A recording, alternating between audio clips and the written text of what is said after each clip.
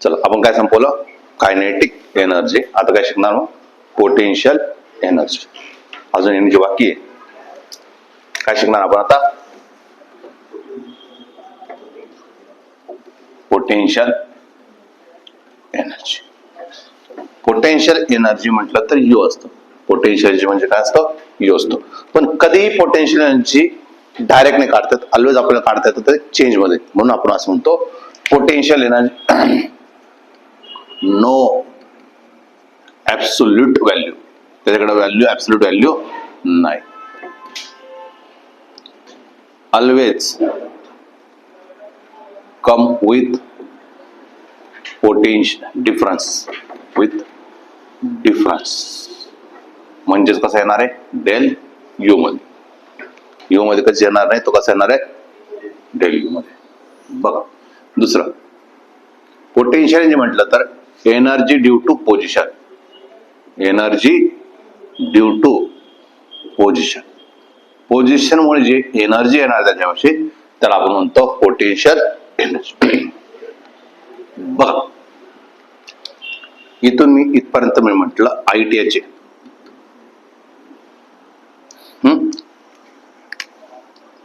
1 2 3 4 घेतलं मी 0 जूल, इथं मी म्हटलं 10 जूल, इथं मी म्हटलं वजा 10 जूल, आणि इथं म्हटलं मी 20 joule.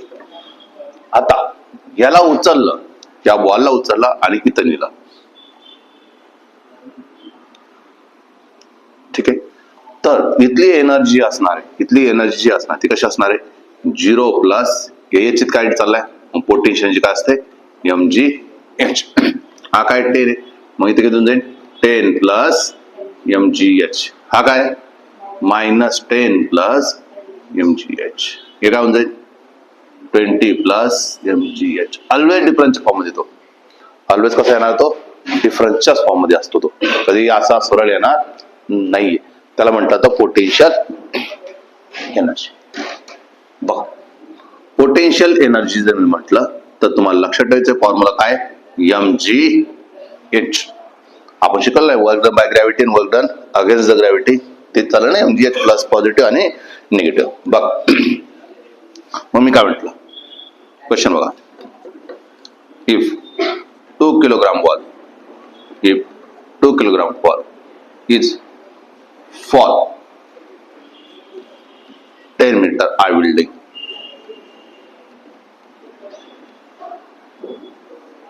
then find the potential energy. Potential energy. आता work done against gravity, work done by gravity, हे कोणतं आहे, वर्क डन बाय ग्रॅव्हिटी ना. फेकलाय, घेऊन आलो असतो तर वर्क डन ग्रॅव्हिटी झाला, अगेन्स्ट द ग्रॅव्हिटी घेऊन आलं असतं, काय झालं असतं, अगेन्स्ट द ग्रॅव्हिटी पेकलेला आहे, त्याला फॉल केलं. मग काय पोटेन्शियल फॉर्म्युला काय येणार आहे, mgh. आणि हा स्केलर फॉर्म आहे, स्केलर आहे. मास किती आहे 2 आहे, जी किती असतं 10, एच किती आहे 10, म्हणजे किती झालं 200. काय डाऊट आहे, किती आला तुमचा 200 जूल. दुसरं बघा, मी म्हटलं if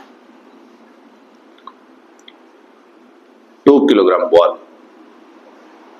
falls from 10 meter and 20 meter high building,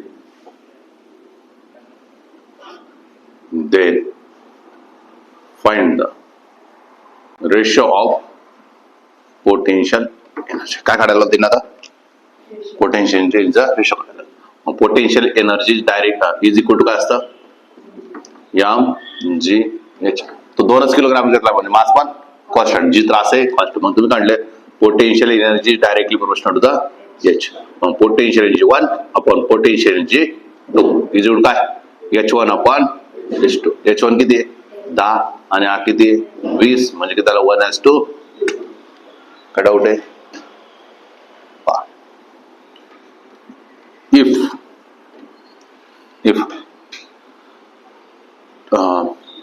300 joule work is required to raise a ball 20 meter. Then find the mass of a ball. काय काढून द्यायचं त्यांना? Mass of a ball. पोटेन्शियलचा फॉर्म्युला असतो, काय असतो? mgh. काढायला काय लावलं?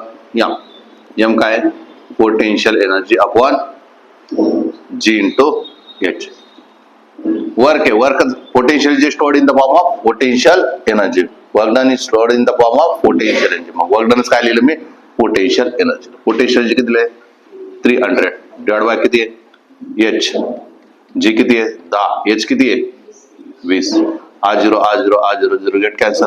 म्हणजे मास किती आला तुमचा? 1.5 किलोग्राम. मास किती आला तुमचा? 1.5 किलो. समजलं?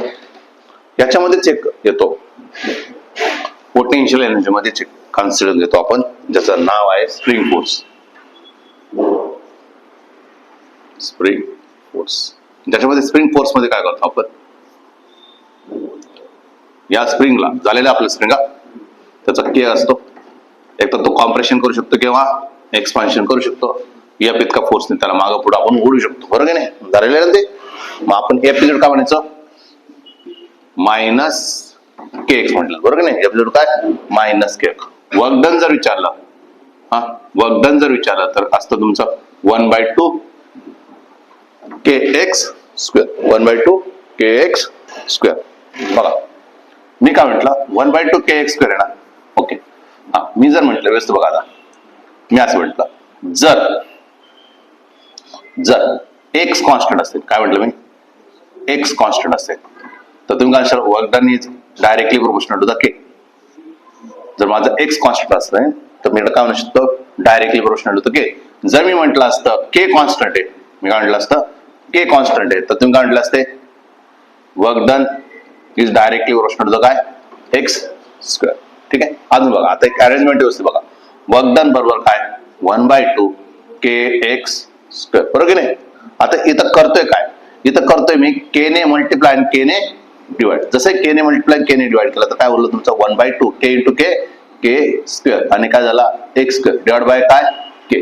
हा काय झाला? Work done. मग वर्क डन बरोबर काय? 1/2 के इंटू एक्स काय असतं? एफ असतं, आणि याचं काय करायचं? स्क्वेअर करायचं आहे. म्हणजे काय जाईल? एफ चा स्क्वेअर डिवाइड बाय काय? के. काय डाऊट आहे? मग इथून क्वेश्चन बघा. Work done is inversely proportional to the k. कधी? जेव्हा एफ कॉन्स्टंट असेल. Work done is directly proportional to the F चा स्क्वेअर जेव्हा के कॉन्स्टंट असेल. आता व्यवस्थित बघायचं आपल्याला. हा फॉर्म्युला आपल्यासाठी महत्वाचा राहील. आणि बघा, हा कसा आहे? डायरेक्टली, आणि तो इकडे कसा आहे? इनव्हर्सली. कधी इनव्हर्सली होईल? F constant. मग तिथं बघायचं काय कॉन्स्टंट सांगण्याचा प्रयत्न करत होते. एफ कॉन्स्टंट म्हणायचं तर के काय जाईल? इनव्हर्सली बनेल. जर तुम्हाला काय सांगितलं त्यांनी एक्स कॉन्स्टंट, तुम्हाला काय जाईल? कळाला? शब्द पकडायला लागतो आपला. Next, if spring is stretched 2 centimeter and 10 centimeter respectively,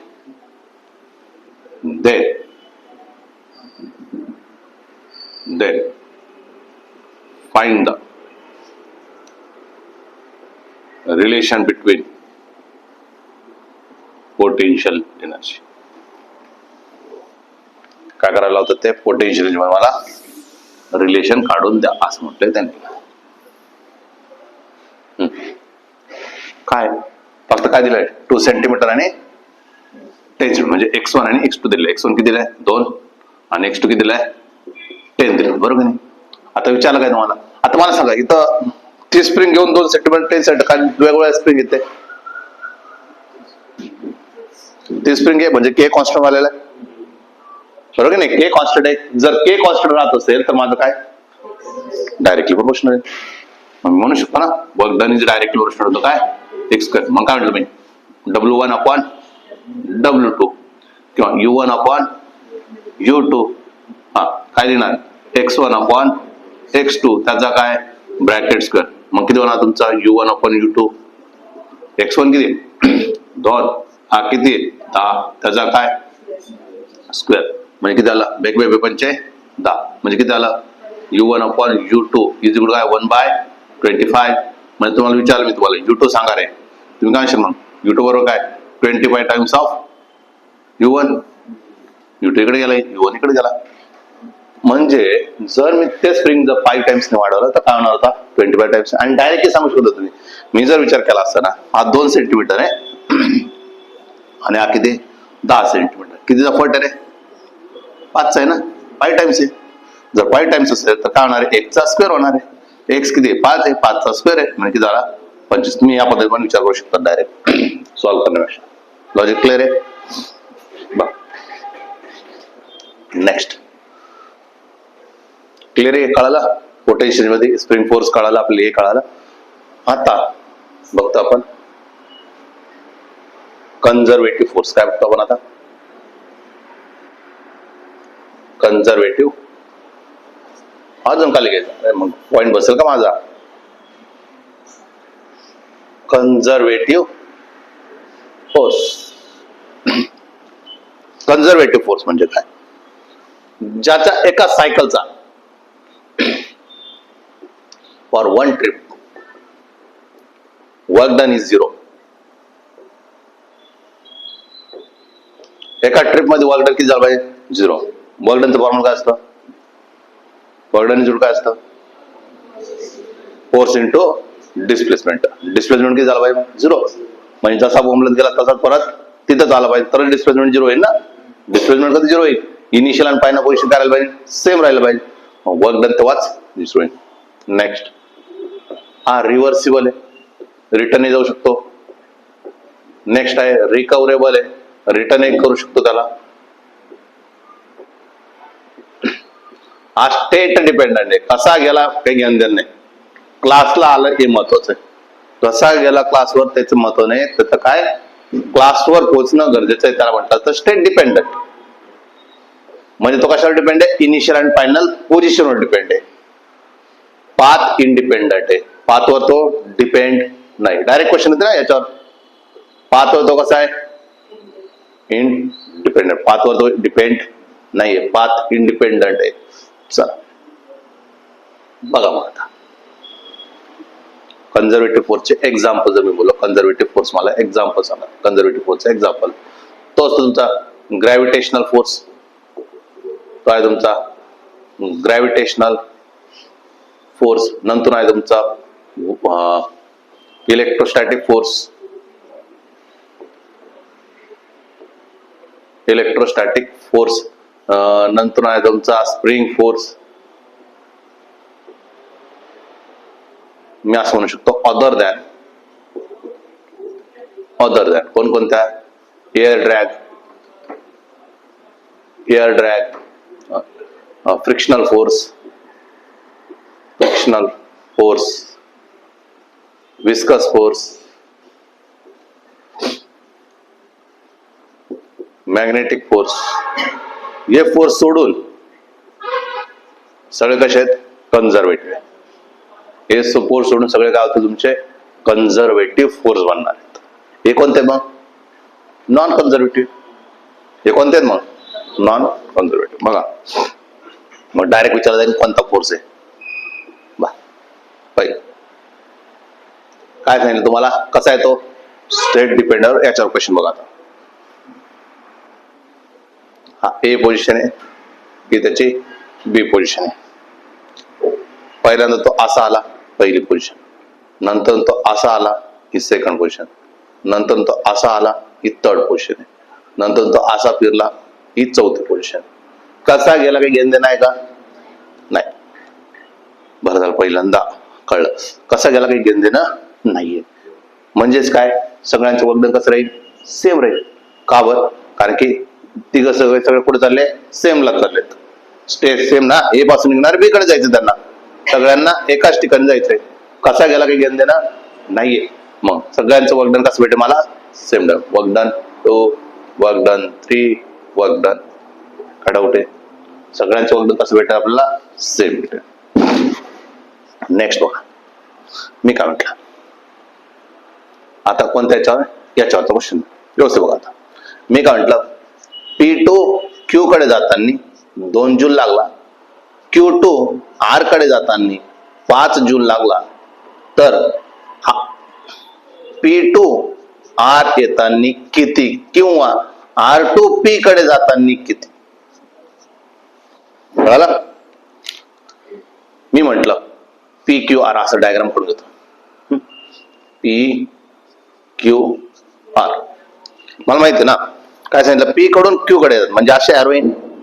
P कडे Q कडे जाताना किती? 2 आहे. Q कडून R कडे जाताना 5 आहे. आता काय सांगितलं त्यांनी, P कडून R कडे, R कडून P कडे आणि P कडून R कडे.